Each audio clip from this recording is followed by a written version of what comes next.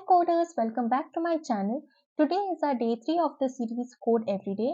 Let me take you quickly to the system. So here we are back to our system. The previous day we have seen the difference between next and next line, and we have seen how we take input from the user. So today we'll mainly focus on the operations between two numbers like addition, subtraction, multiplication, division, these. Okay. So let me quickly create a new class. Here right click on this src folder, click on new, go to Java class and name your class, rename it as Code Everyday 003. As I have previously told, you need to always write the main method. Okay. So public static void main string args, because this is the entry point of execution of a code. So you need to write this every time. Okay. So let me take user input. So for that, the scanner class object scanner sc equals to new scanner system.in. Okay, we need to import the package for this.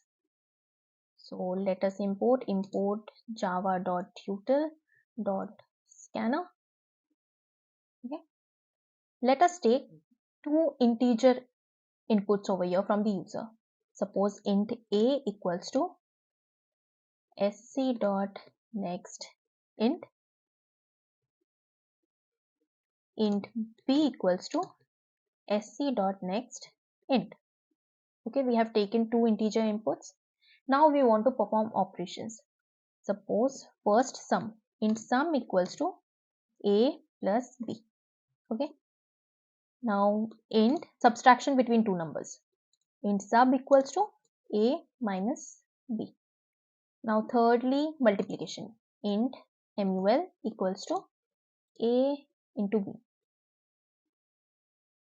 and the division, int div equals to a divided by b. Now there is one more operation over here, that is int mod equals to a mod b. I want to display this output. How do I do that?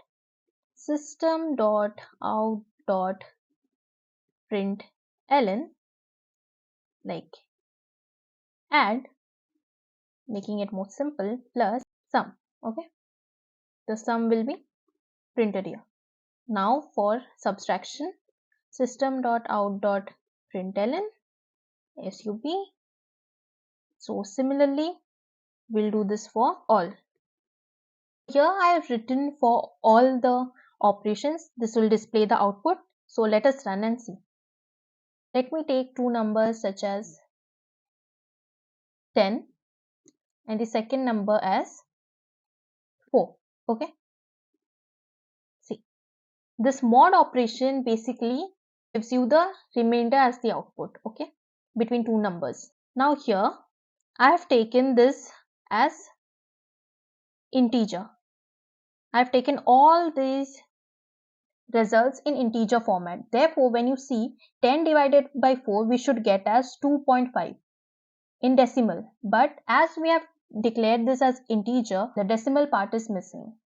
For that, we can explicitly change this. We'll see that in the upcoming videos. That's all for today. Thank you. Bye-bye.